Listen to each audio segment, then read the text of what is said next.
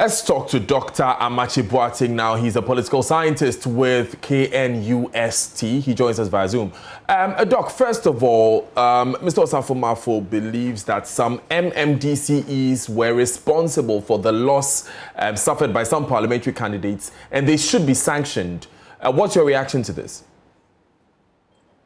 Let me say good morning and to say good morning to your listeners and to express appreciation for the opportunity to participate in this program. Actually, political parties have a singular agenda. They would like to be in power. And that is the time that, the real political purposes of all the actors in political parties are tested. They are not expected to waver. I mean, the goal is established for all of them. So ordinarily, if they go into elections and some actors of the parties, act in manners that simply doesn't further the interest of the party, I mean, it leaves a lot to be desired. It's a very simple thing. They have been exposed. They are not necessarily, people who really, should be considered as members of the party. They have other interests. And so that is it. Such people become so clearly exposed, and you don't have any other alternative than to do, the right thing. Make sure that they are not in your fold. I mean, but Doctor, this is a similar stance that was taken, Doctor. This is a similar stance that was taken against the member of parliament for Fomena. When he was expelled from the party, his seat was vacated, but he showed that he's still a vital person the party would need if they want the numbers in Fomena and in Parliament. Are we not? Is there a person not shooting itself in the foot? I think the two scenarios are different. Here, we looking at a situation where the party in the constituency takes a decision concerning who represents them.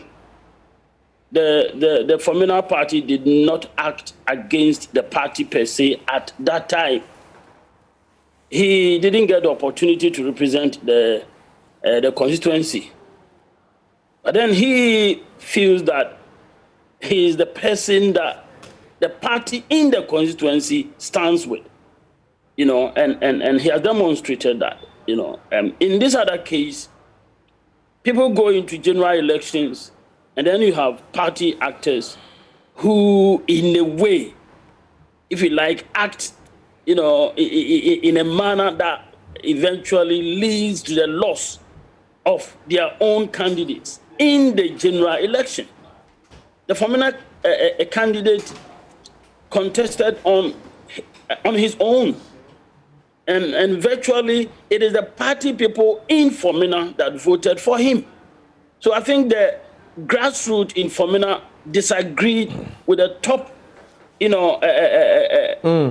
members of the party with respect to the decision that they took. Right, but still, Doctor, with the case of these DCEs, have they not demonstrated that they are influential in their communities? So that if the party should expel them or ostracize them in any way, are we not releasing them to further work against the party?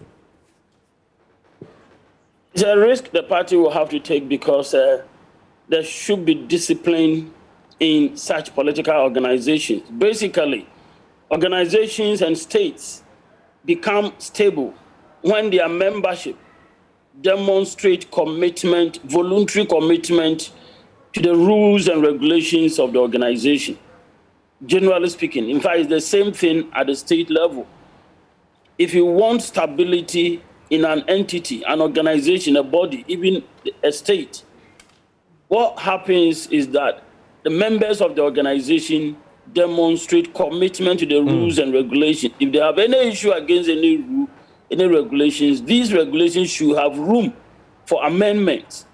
So as much as possible, the party will want to rein in, dissenting voices as much as possible. Otherwise, the party will not be secure. The party will not be stable. Right. Everybody will be acting the way he or she wants. Right. Finally, Doctor, it's the opinion of the majority leader, Osei Nsabonsu, that the loss that the NPP suffered in the parliamentary election was because of the size of government. So if the president must remedy this matter, you must first of all have a smaller government, and the process of selecting parliamentary candidates by delegates should be looked at. I'll go with the second suggestion that he comes up with.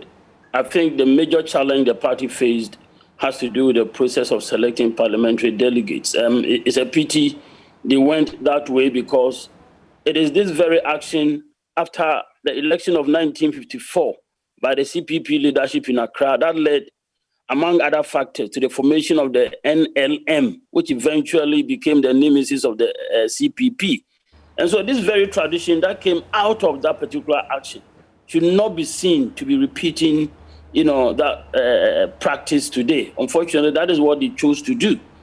But then, in respect of the issue relating to the size of government, if it played out in the elections, I would have liked to see the president himself becoming a casualty, other than the parliamentary candidates. I don't think it played out in the constituencies. It should have played out at the national level. So over there, if I think he was making the point. I think Mr. James Abos was making the point that a leaner government. I think the suggestion should come, right straight away from him, and I think that is desirable. But I don't think it's one of the reasons that led to the loss of some of the parliamentary candidates. I don't think so. Right. I think the point was being made that their attention may have been taken away from their constituencies, which is why they lost their seats. But thank you very much, Dr. Amache Boateng, for joining us this morning on News Desk and giving us your perspectives on these issues. You're live on Joy News Desk with me, Daniel Dazida. Our call comes your way next with business. Stay with us.